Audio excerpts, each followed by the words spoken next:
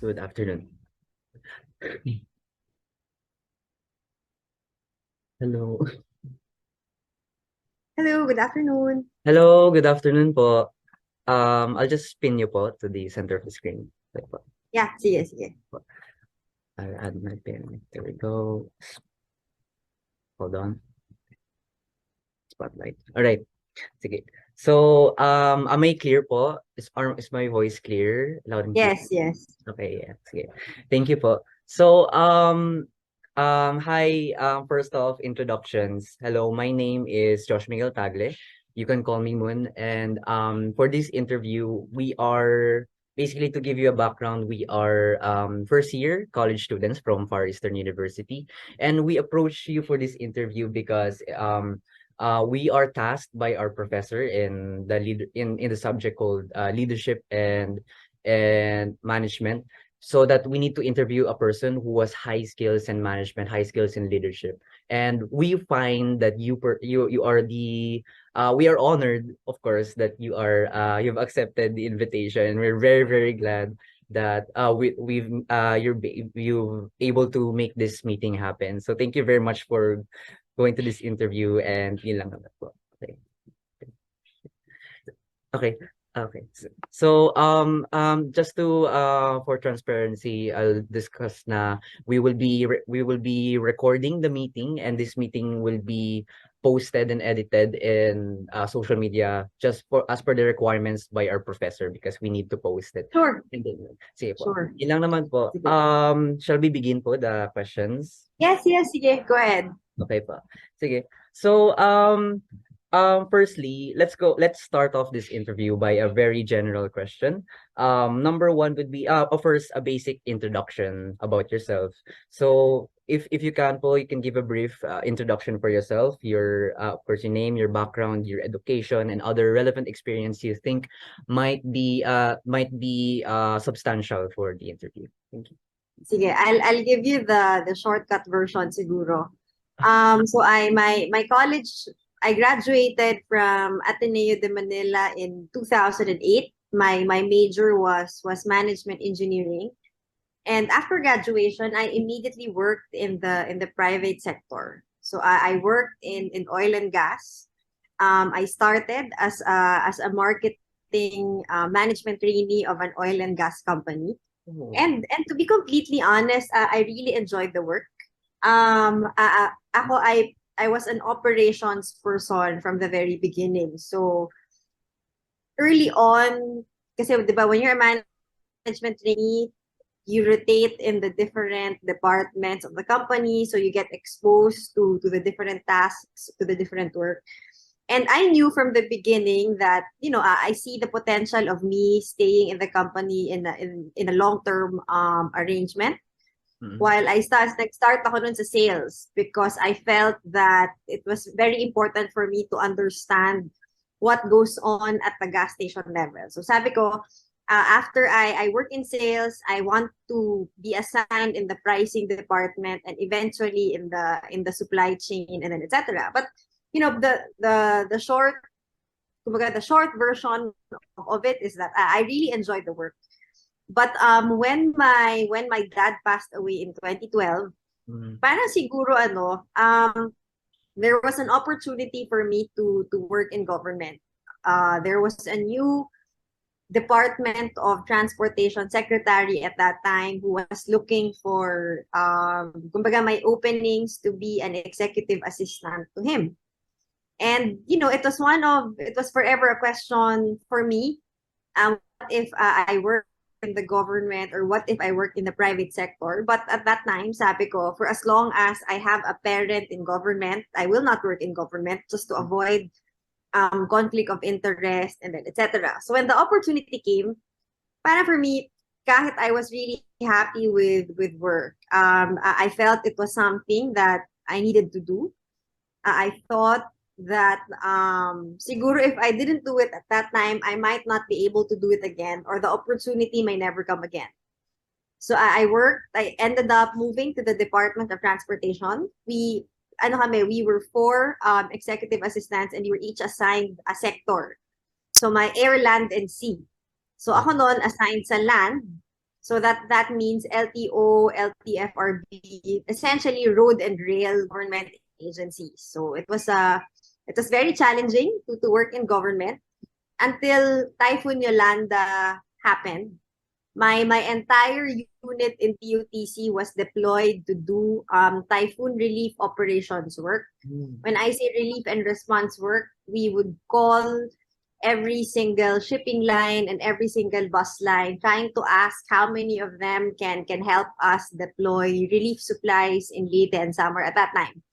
So fast forward, because of that assignment, I was recruited then to work in NDRRMC, which is yung, I think you're more familiar with it, but the office behind it is called Office of Civil Defense. Yes. But I guess that my exposure in doing typhoon work, I was recruited to be the head executive assistant of the administrator at that time. And I think, kumbaga, it also, I guess, among the roles I've had, it also gave me a break in terms of figuring out or being given the chance to hold leadership positions, because being in NDRRMC required me to coordinate within government agencies, within local governments, within private, outside the government, meaning our private partners, etc. It also had a lot of policy work. So kumbaga, kung may transition ako from doing purely private corporate and management work to the private sector, to the public sector doing policy work, this was probably it. And again, fast forward 2016 elections, my term in OCD or NDRRMC was coterminous with the current administration. So when Pinoy's term ended, that also meant that kumbaga mag-expire na rin yung term ko in government. But I actually resigned earlier because I helped in the campaign. Yun. And afterwards, I worked in the power industry. I did policy work for a power energy company, and eventually took my master's in public administration in Harvard Kennedy School. And then when I got back, I was recruited to become the executive director of Restart Me, which is still what I am doing now. Yeah. So Restart Micro Enterprise is a wholesale microfinance NGO. So essentially, we give loan assistance to those who are affected by typhoons. So if you look at my work history, it's like a summary of the different positions that I've held before. So if you combine my private sector work and my government work, parang it all made sense now with the kind of role that I have. And then I also teach part-time in an Ateneo. Okay. So it's really, really interesting, Paul, that you've been of all the work you've done, especially what you've done recently you're as an executive director for Restart Me, of course. And with all of those leadership positions combined, since most of the time you're the one leading on the projects and you're put into positions where you're the one who have to manage the office. Combining all of those experiences, my second question would be a very vague one that would encompass all your experiences. How would you define leadership in your perspective in terms of what you've done, what you contributed to the country, and etc.? Ako tingin ko, when you call yourself a leader, your role is really to enable other people to become the best versions of themselves. Parang it's less about me, essentially, regardless of what role you are given. If you end up being the driving force that motivates or maybe inspires other people to also deliver in the roles that they are given, I think that's what makes a good leader. Parang it's less inward looking, more of outward looking. Because if you are unable to inspire other people to actually move, 'di ba? Then parang anong point ng role mo as a leader kung ikaw lang? Being a leader essentially it means you need to encourage other people to also play their part. Okay. Thank you po. You mentioned that to become a leader in leadership means to bring the best out of somebody else. And it's a very, very vital skill to have, especially since we are encountering a lot of issues today in our country, in the Philippines, and a lot of, for example, a lot of issues in general. But my third question would be that given these skills that you have, or given the description of leadership that you have, do you believe that leaders in these cases are born or are they made? And can you elaborate why? I don't think they are born. I think it helps siguro na the kind of circumstances that you grow up in has they have a big role in the kind of person that you turn out later on. But even that nurture na yun eh. I don't think leaders are born. I think most of the time, essentially it is a test to whoever rises to the occasion. So parang the question is, do you have the courage to rise up?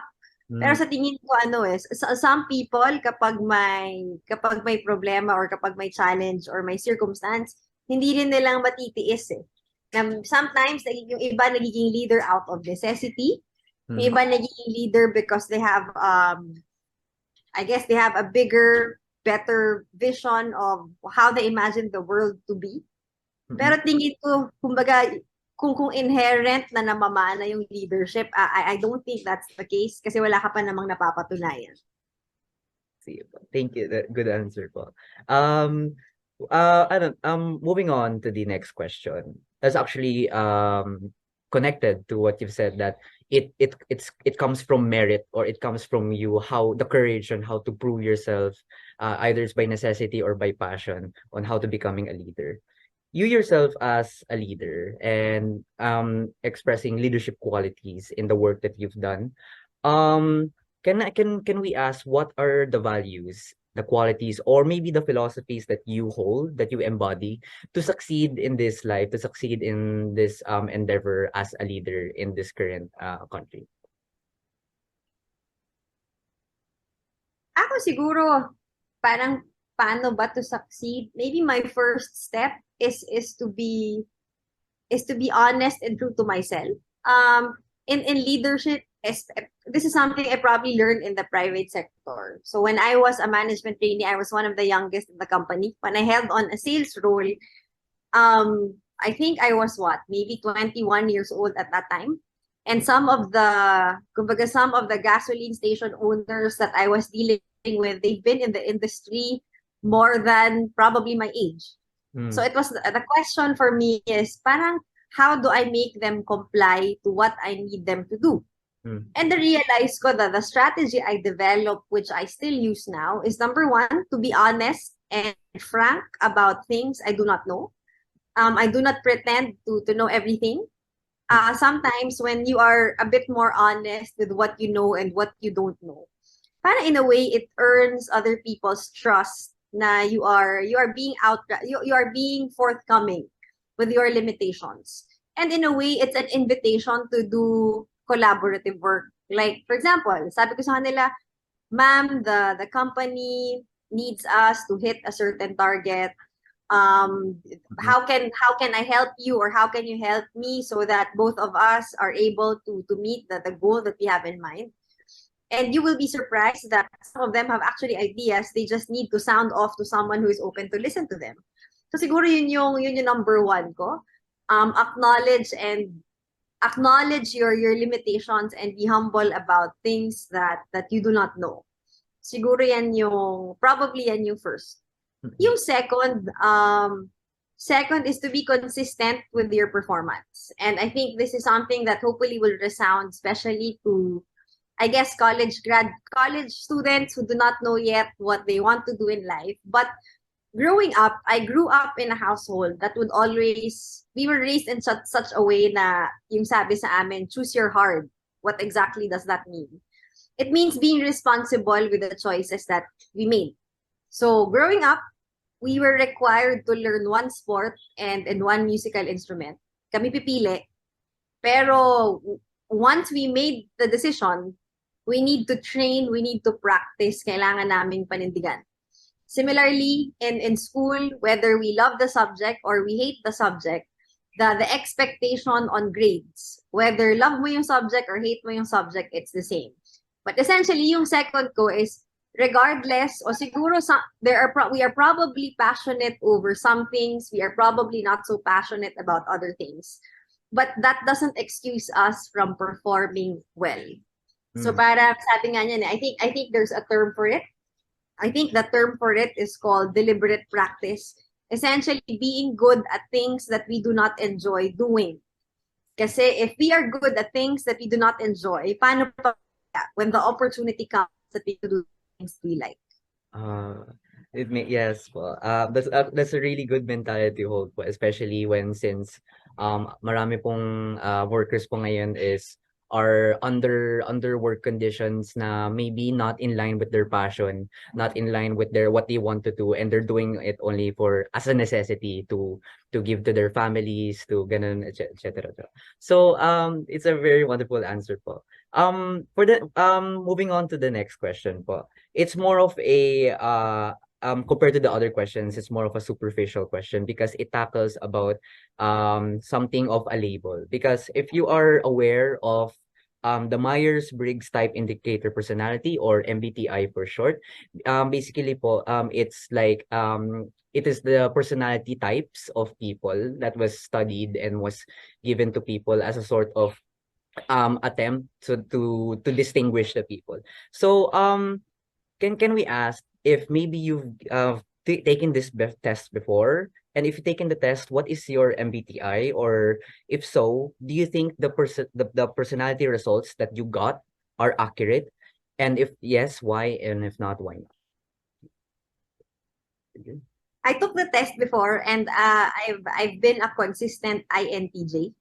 I think it's actually I think it's a bit consistent with my personality. When I tell other people that I'm actually an introvert, they don't believe me because they see me join, activities, etc. And I always tell them, out of necessity, I would go to engagements. I will need to do the things that I need to do to get things done. But given the choice, I like working in the background where I am not easily visible. INTJ, ano pa ba yung iba doon? I would say medyo consistent. I think especially after going through what we've been through, parang it's easier to be 'di ba, yung isa is thinking and I think feeling yung isa. I do think I'm more of a thinking than a feeling person, in the sense na parang na-develop ko yan sa NDRRMC eh.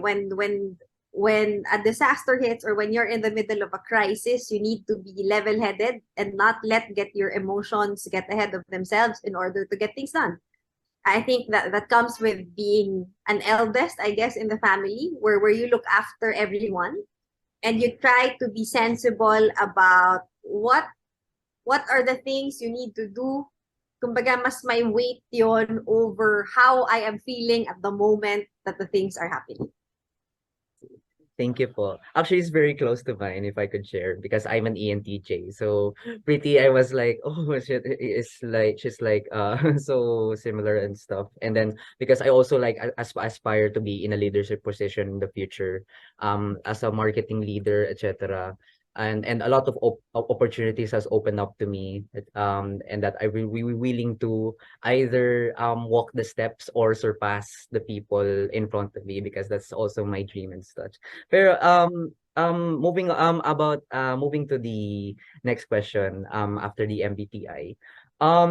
If you were to rank three intelligences, one would be the analytical intelligence, where you would analyze data, practical intelligence, where you would apply practically that data, and creative intelligence, where you would conceptualize and how you think about, or how would you approach the problem and use that data to solve the problem.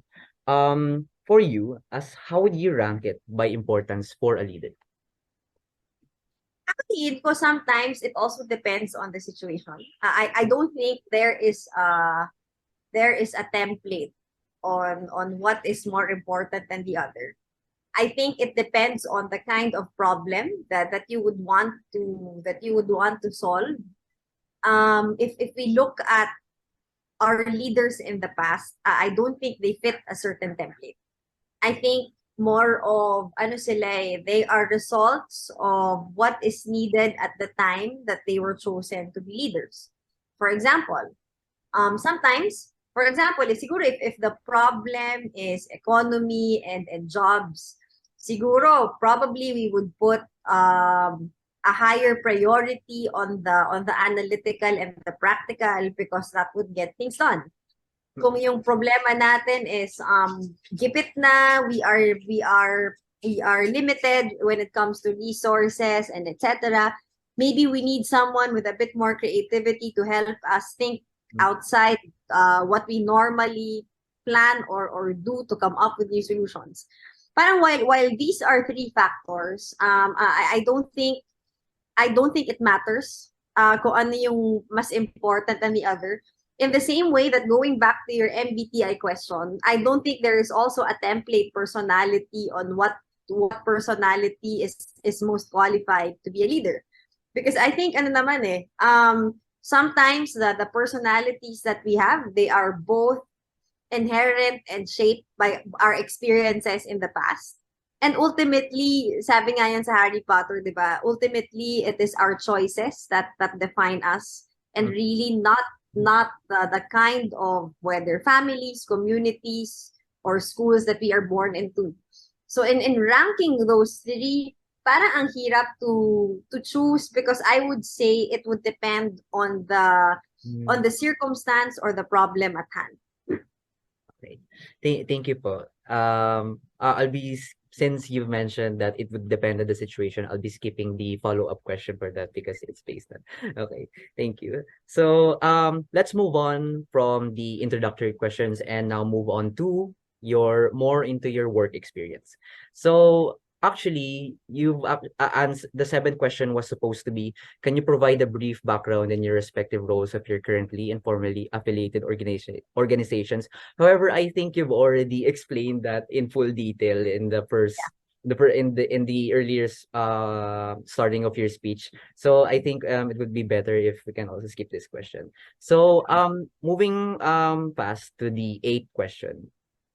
Given that you are there you have a lot of leadership positions that you've held before and you're holding right now, and that you have offices to manage, you have people to manage, you have constituents to worry about or stakeholders to worry about, you have to consider a lot and connect a lot of dots in order to make the whole picture.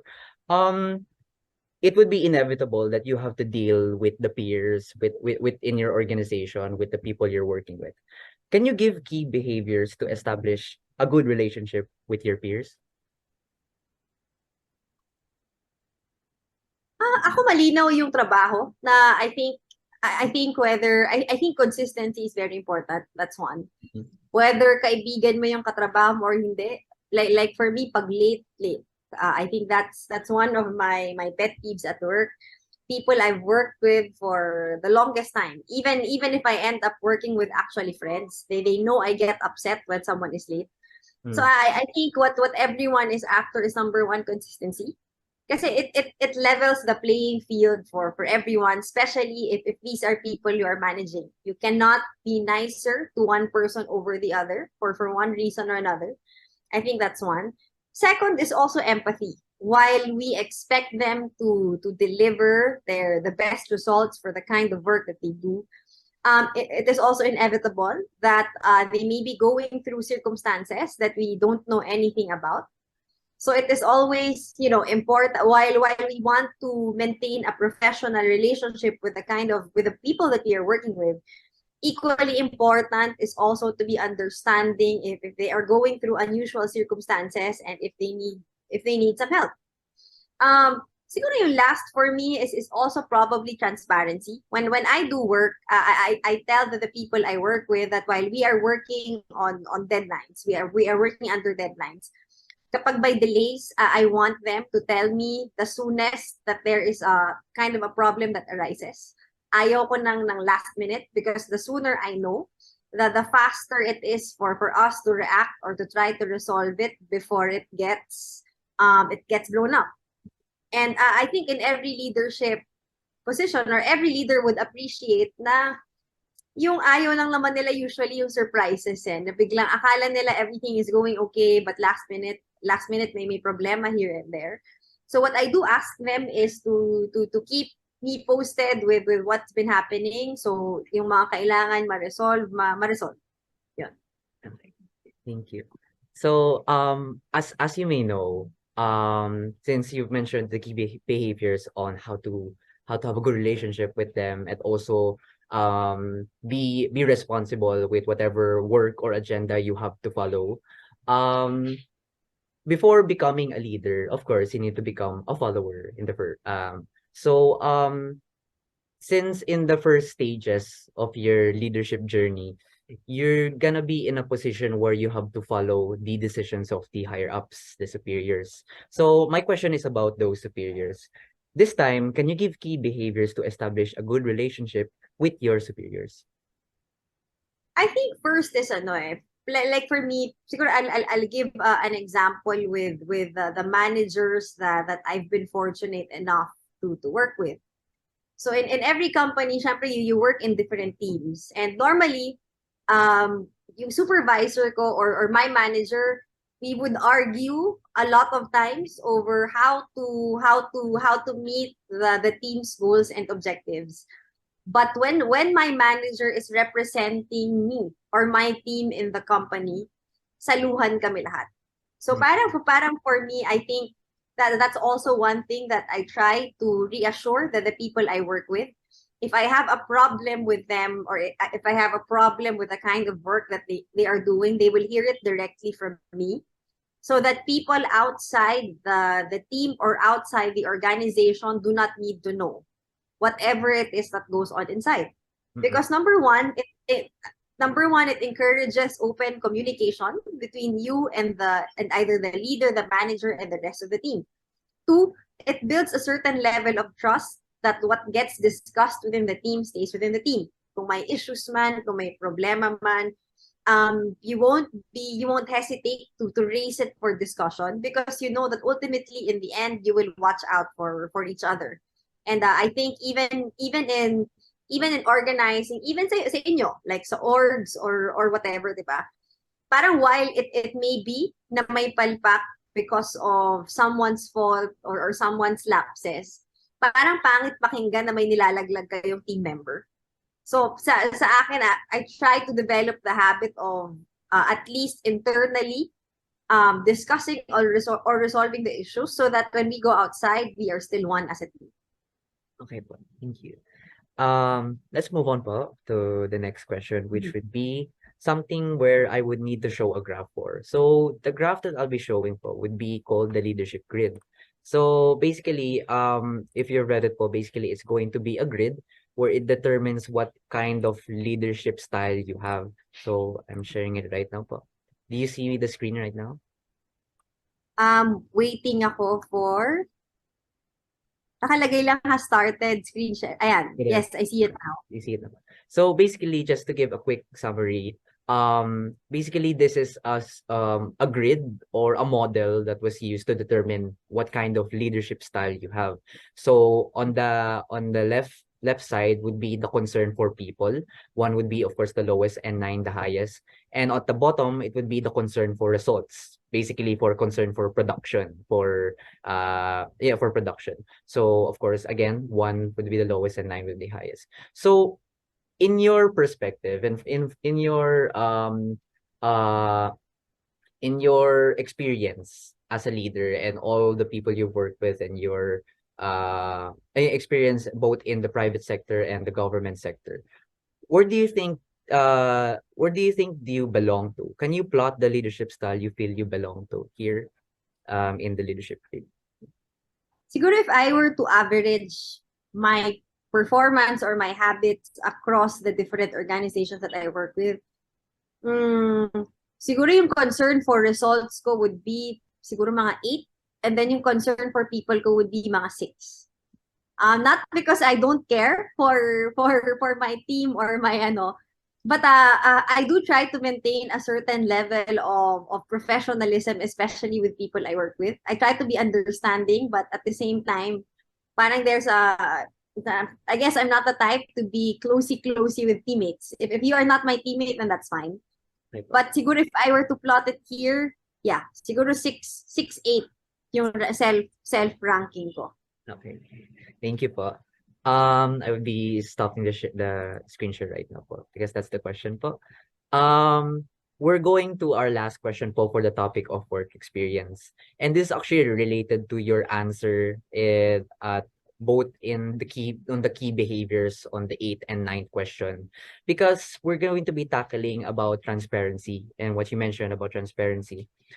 Of course, to be in a leadership position means you have power, and power corrupts, and absolute power corrupts absolutely. So if power is unchecked, of course, it would be a very dangerous mixture, and that could potentially uh be in danger to a lot of people if we leave it at that. So in your office, in your experience and in your teams, how do you ensure that you and your office are operating ethically? And what steps have you taken to ensure that it does? Ah, ako siguro number one, no? How do I make sure that you're operating ethically? Continuous na checks and balances. That's one. Second, this is also what I always tell the people I work with, that no matter how good you are, no one is indispensable. Mm, If you want to work, you try to make yourself indispensable. But the reality is no one is indispensable. So it means that, any single, parang okay lang magkamali when it comes to work, if well-meaning. Pero yung kapag intentionally, alam mo, nagbabalak ng masama, the moment you start tolerating it, the small things become bigger things. So I think parang lahat sila ready. Parang that's how I think, na parang don't get too comfortable with whatever position you are holding, because number one, you won't be in that position forever. And sometimes being too comfortable at something is also not good, whether because it gives you a certain level of power, or parang it stunts your growth because you've become too comfortable in it na ayaw mo na iwan. mm, So that's what parang I think it helps that people are continuously moving, whether parallel, doing a different project or getting a different assignment.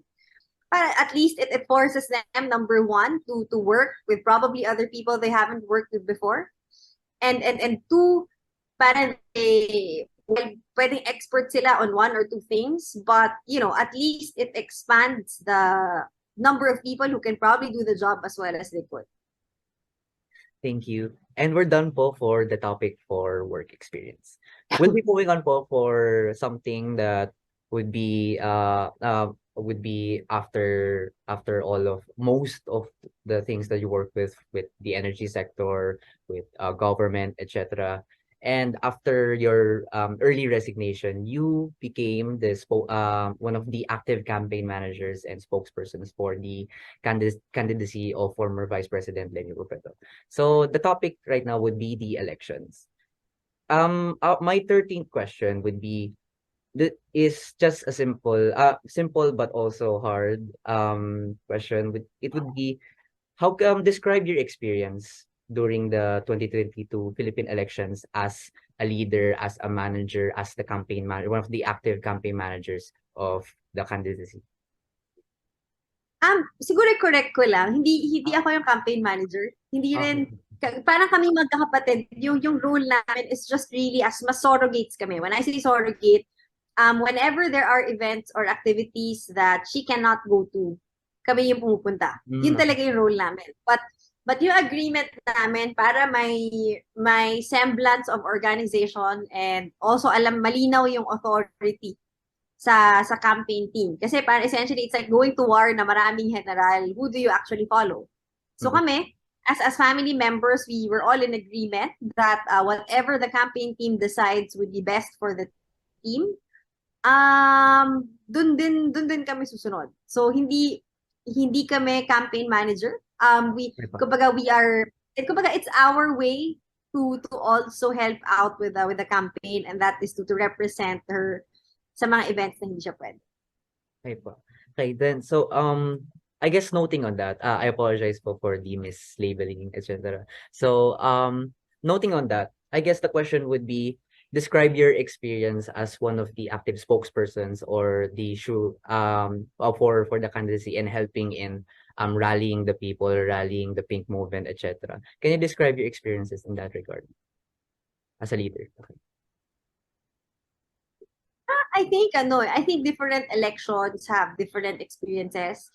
Mm, The most recent one is probably the most inspiring because the people themselves are taking the lead. mm, And kumbaga, I felt that our role was different things, either to thank them for supporting and hopefully to encourage them to also kumbaga try to convince other people to also join our cause, so we grow in number. But I felt that paano ba? I wouldn't even call us spokespersons eh. Parang we just really help out with the campaign. And I think what makes the most recent election very different from all the other elections that we've been involved in is because ito talaga sumusunod kami, we adapt to what the volunteers and to what people want to do or want to how to go about with the campaign. Like even the color pink was something that we had to adapt to when we saw that a lot of the supporters were starting to use pink already. So kumbaga, I think in its truest sense, that was the kind of leadership that was inspired by the campaign. Na really the authority comes from everyone, and to be and parang yung sinasabi ko na yung good leadership means enabling other people to go out of their shelves mm. and become the best versions of themselves. I think yun yung best example for it. Sige po. Given that given your answer on like how the people's movement came to be and how you guys weren't really you don't label yourself as spokespersons and more as just uh the overseer and people who help with the campaign. The 14th question was supposed to be, as former Vice President Leni Robredo's one of the many spokespersons, how did you motivate others to do their part efficiently amidst the election period? But I think you've already answered that because you said that the motivation mainly came from the people and you're only just there to cater to those motivations because it was a people's movement. It was an initiative by the people. So it's we'll be skipping this question because you've already answered it po. So the last question po about the on the topic of the elections. What do you think are your plans going forward, you yourself, after the elections in terms of politics and government? Because as of course, as we all know, Leni Robredo is not the vice president any longer, and you guys have a rule that there's going to be, if someone's going to be running for politics, someone's going to be working in government, it would be only one person in the family and just one. So what are your plans going forward? Do you have a future in government again or in politics? And if so, why? Ako, it's hard to say never, but I don't think we are inclined to. Siguro I'll leave it at that. I think even during the whole campaign period, I didn't resign from work. I was still working during the campaign. Mm, Even my sisters were off. Si Jillian at that time was finishing school. Si Trisha was also studying. I was also working. So I think it really helped us that, despite everything that's been going on, we do have our own professional lives outside of it. We see the campaign and the elections as like a temporary setup for us. So when it was over, it was also just time for us to go back to work. mm, Parang wala namang transition in the sense that we did manage to successfully maintain kumbaga our lives separate from it. So siguro I would answer you never, but siguro yung sagot ko na lang ngayon is wala sa aming inclined to do so. okay. At least not right now. Understood po. Sige. So that would be all the questions po for the topic for the elections. So moving on, this is in chronological order because we're going to be speaking about your experience in Ateneo de Manila University. So after the elections, you mentioned that you're still working when you were elections, and now you're still the same, you're working, etc. with your organizations, and all of that. And you have a lot of doors open for you. You could have worked in a firm, you could have worked for a company, or you could have gone abroad and worked and work for etc. etc. But instead, you chose to in one of your time, you chose to be a professor or a lecturer for in the political science department of Ateneo de Manila University. So we're just curious on that decision, on what made you choose to be a professor of the university. And after that, can we ask what was your experience so far? Ako siguro, first of all, I'm fortunate enough that my work right now allows me some flexibility to also fix my schedule in such a way that I get to do other things. So that's one. Kasi syempre, if my 9 to 5, my 8 to 5 day job won't allow me to work, I would not have been able to do part-time. Mm-mm. Second, the subject actually was offered to me by the pol sci department. They've been inviting me to teach pre-election pa. But Ah, I told them it was hard for me to commit to anything yet. Kasi mhm, parang ano eh, syempre when I commit to something, I want to make sure that I'm able to prepare really well for the lessons, etc. Sabi ko, it's not even a question of if I want to or don't want to.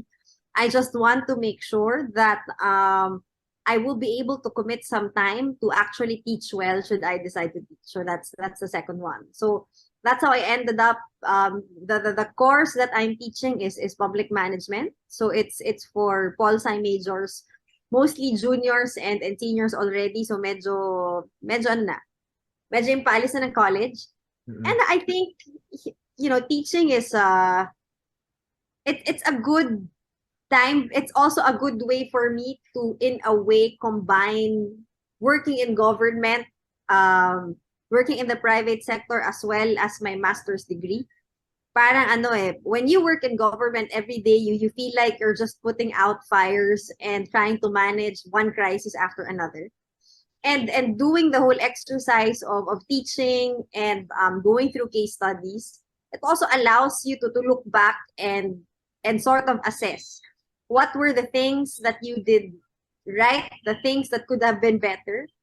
Parang it's a good exercise to also check, parang ano rin siya, temperature check of what the generation of today thinks and look at certain issues that you also faced. Yung iba pareho naman, yung iba it's a different perspective, but it's a learning experience, hopefully for my students also, but also to me na parang it gives me a glimpse of how probably the younger generation of today think and see things.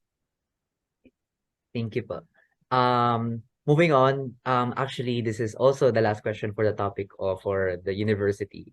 And as your career now as the a part-time professor for Ateneo. Since you are currently you have masters in public administration and you have a lot of experience in practical management and you have a lot of experience working both in the private sector and the government sector. So you have a lot of skills and you have a lot of knowledge that you can provide to the students. And it opens up an opportunity where since you're a person who is very capable of leadership, maybe the students can also be benefited from that so that they will lead in the next generation of leaders, to produce the next generation of leaders. Since you are the lecturer for public management, if you were to design the best that you can think of leadership development program for students, how would you do so, and what would it include?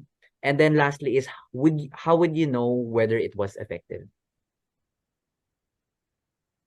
Ako siguro yung first step ko is I'll ask them to be immersed in communities. Mm, Kasi there is really no substitute for ground experience. And this is actually something I've learned in the private sector. So as management trainees, our first assignments were we were gas attendants and cashiers in the gas station.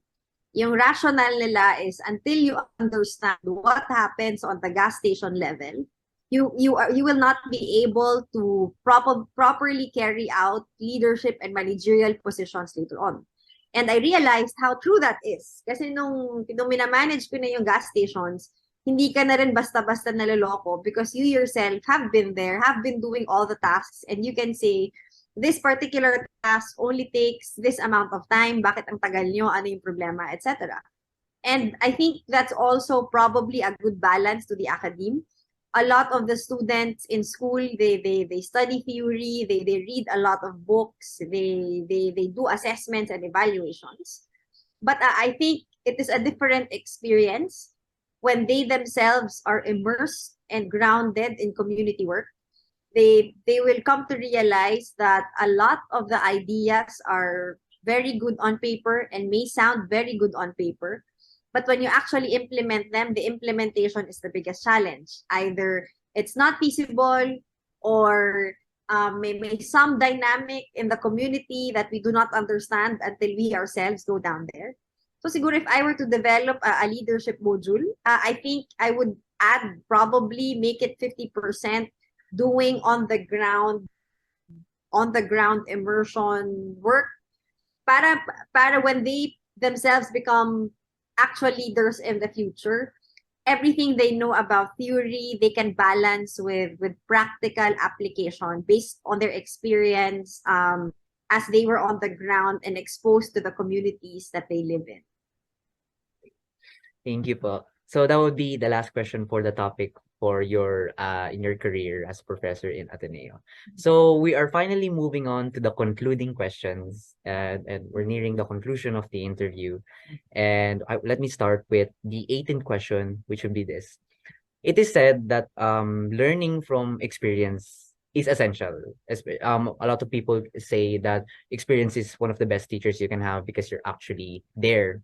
You're actually there at the situation, etc. So it is essential in building leadership skills, leadership behaviors, leadership capabilities. In your case, what is the most important instance or scenario in your life that you consider as the experience that shaped you into who you are today, that shaped you into the great leader that you are today? I think it's an accumulation of experiences. I don't think there is one singular experience that I could say this shaped me to be the kind of person I am today. I think you are the product of the experiences that you had. I think your experiences in life shape you to be the person who you are at present. And you continuously evolve into a different person as you are also continuously shaped by the things that you go through. So parang it's really difficult to point out one singular experience, especially because I feel that they are all linked. I think that the things I am going through now are training or are teaching me to be ready for probably a different role or responsibility that I will also hold in the future. So para siyang compilation and it's not just one singular thing. Okay. That's a very interesting answer. Thank you. And now we're moving on to our final question. And to this would really fit as a final question because it talks about the future. So right now, with all of the things you've done as a lecturer of a part-time lecturer for Ateneo and the current executive director of an NGO and other entities or other enterprises that you're managing or other agendas that you might be pursuing in the future, we just wanted to ask that as a leader as well, what are your plans? What are your plans for the future going forward? Ako, I think number one, that the kind of work that I do now, I feel is still unfinished, at least in the NGO.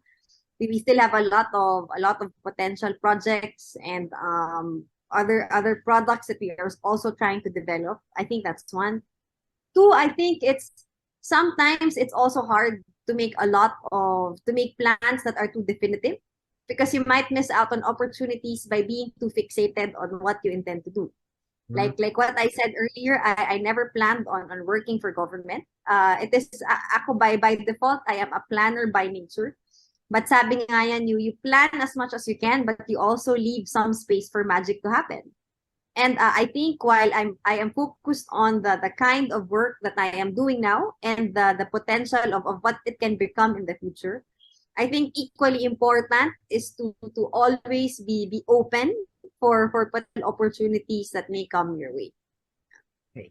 So that wraps up our interview. We really appreciate accepting the invitation. Thank you po so much for all the insights. Everything that you've said was substantial and every question was answered. Actually, you answered a question and you apparently answered two questions at once. And I had to skip some of them because it's already there. So ayun lang po. Thank you so much. And before the meeting concludes, may I ask po if in the maybe in the next few weeks po, are you po available in the campus because we would like to give you a physical certification of appreciation and a token of appreciation. Maybe maybe are you have schedules inside the campus or anywhere where we could meet you and give you, and we also need to take a picture as proof for our professor. Okay. Ano, I'll be out of town, out of the country, starting end of the week until Oh, January. oh, January na ako babalik. So if ever maybe January, or if you need proof, you can take a screenshot of the Zoom right now. But opo. kung mangyayari yan, baka sa January na, because I'll be out and away for the whole month of December. Okay po, sige.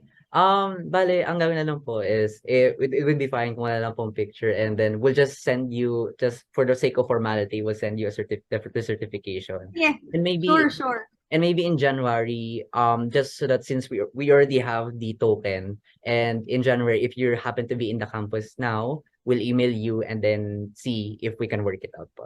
Yeah, sige. We'll figure it out in Okay po. January. Before we leave, can we all take a picture po Sure. okay. Sige. Guys, open your cams. Lavinia, Renzo, hello. Hi. Hello po, Hello. Miss Aika. Hello. Sige po.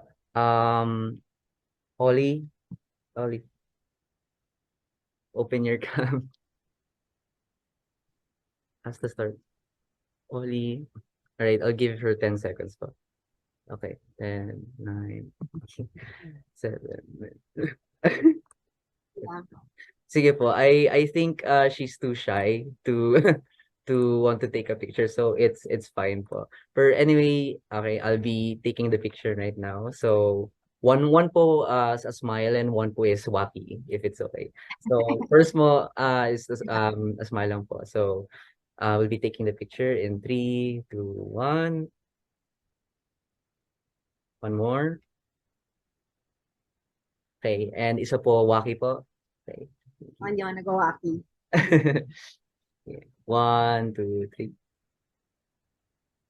Isa pa po. 1, 2, 3. Thank you po so much, Ma'am Thank Aika. you. Good luck on your project. Thank Thank you. you. May you have a great Bye. day po. Stay safe. Thank you.